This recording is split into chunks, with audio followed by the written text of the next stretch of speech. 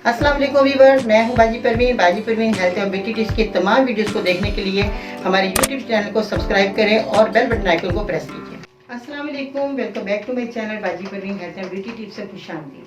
जी तो नाज़रीन, कैसे हैं? उम्मीद करती हूँ बिल्कुल खैरियत से होंगे। आज ही लोगों को बहुत ज़्यादा मैदे का इशू है, वो लोग ये मेरा नुस्खा कामयाब आसानी के साथ इस्तेमाल कर सकते हैं और बहुत सी आसानी से बनने वाला भी है।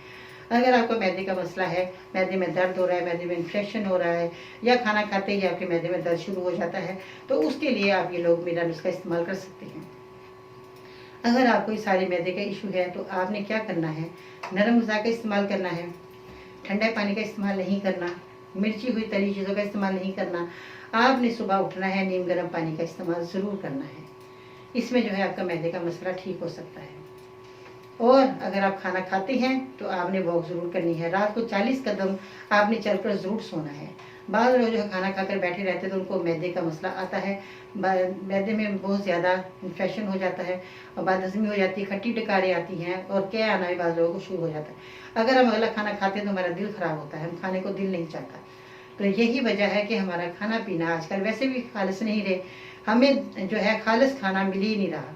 जो पहले वक्तों में लोग जो है खाना खालिस खाते थे और एक नंबर चीज़ें होती थी, और अब वो जो बात नहीं है, इसलिए हमें ढेर सारी बीमारियों का सामना करना पड़ता है। आपने ताज़ा फल, ताज़ा सब्जियों का इस्तेमाल करना है और ताज़ा फ्रेश जूस का इस्तेमाल करना है। खट्टी चीज़ें आपने बिल्कुल नहीं खानी, क्योंकि खट्टी चीज़ें मैदे के लिए नुकसानदेह हैं।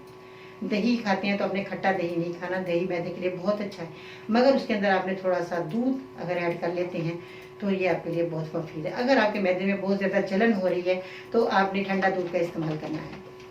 ठंडे दूध के अगर आप 2 घूंट पी लेते हैं, आपको फ़ौरन देखेंगे आपको सुकून मिलेगा और आपका ठंडा दूध जैसे ही मैदे में जाएगा आपकी जलन फ़ौरन ख़त्म हो जाएगी। अगर आपके बहुत ज़्यादा दर्द हो रहा है तो आपने मेरी इन बातों पर ज़रूर अमल करना है जो मैंने आज आपको बताई। चलिए नुस्खे की तरफ चलते हैं कि आपने किन चीज़ों का इस्तेमाल किस तरह करना है। अब हम आगे नुस्खे की तरफ मैं आपको बताते हैं। जिन लोगों को बहुत ज़्यादा मैदे की बीमारियां हैं, हर किस्म की मैदे की बीमारी का इलाज इसके दवा के अंदर मौजूद है, जो मैं आज बताने वाली हूँ। इसमें आपने पहाड़ी पुदीना, जिसे हम जंगली पुदीना भी कहते हैं, ये इस तरह का आप देख सकते हैं। इसके बाद काली मिर्च का आपने इस्तेमाल करना है। काली मिर्च आपके किचन के अंदर मौजूद है।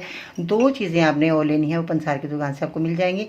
आपने क्या करना है, पिपला मोल और पिपला कला, ये 2 चीज़ें आपने लेनी है, इसमें जाएंगी नुस्खे के अंदर। आपने क्या करना है कि कितनी क्वांटिटी में अपनी चीज़ों को लेना है।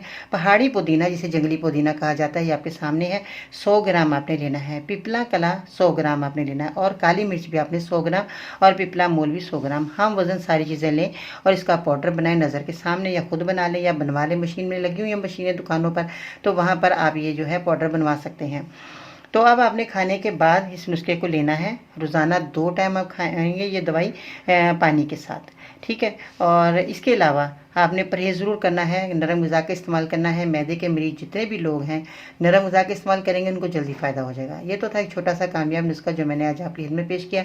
और इस नुस्खे को इस्तेमाल करने के बाद अगर आपको फ़ायदा हो जाए तो मेरे मरीज़ों के लिए दुआ करनी है और दूसरे लोगों को ज़रूर मेरी वीडियो शेयर करनी है, ताकि वो भी लोग जो है इस बीमारी से निजात पा सकें और आप लोगों के लिए दुआ को हो जाए। आज की खूबसूरत बात,